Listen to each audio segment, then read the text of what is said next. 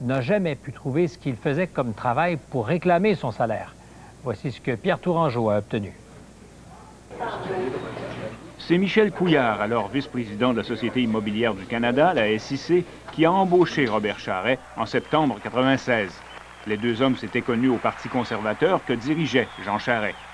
Prévu pour 6 mois, le contrat de Robert Charest a été prolongé une dernière fois jusqu'en septembre 1998. Sous les pressions, prétend Michel Couillard dans une lettre déposée en cours, du ministre Alfonso Galliano et de son chef de cabinet, Jean-Marc Barre. Parce que son frère, écrit-il, se lançait dans l'arène provinciale et que les libéraux fédéraux voulaient aider.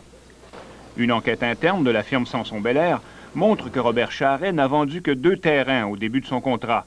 Il a touché 6 000 $ en commission, puis 159 000 $ en honoraires et 22 236 $ pour ses dépenses. En tout, plus de 187 000 $.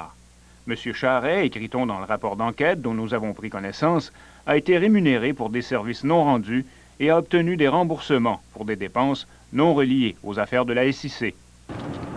Ainsi, il prétend avoir effectué 1800 km par mois durant 2 ans avec sa voiture. Ridicule, ont témoigné les employés de la SIC qui faisaient le même travail que lui. On ajoute qu'on lui payait régulièrement un stationnement devant le siège du Parti conservateur à Montréal où on pouvait le joindre la plupart du temps.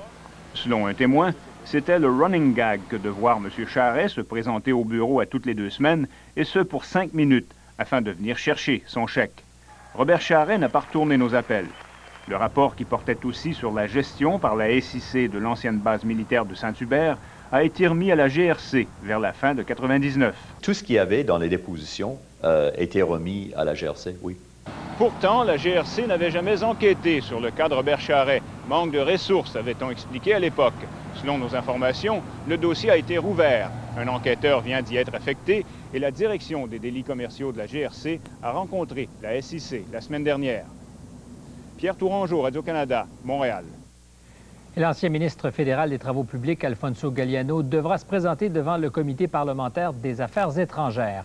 Le comité veut vérifier s'il a toutes les compétences requises pour être ambassadeur du Canada au Danemark. Le premier ministre chrétien l'a exclu du Conseil des ministres lors de son dernier remaniement, peu de temps après qu'il ait été accusé de faire du favoritisme, et l'a ensuite nommé ambassadeur au Danemark.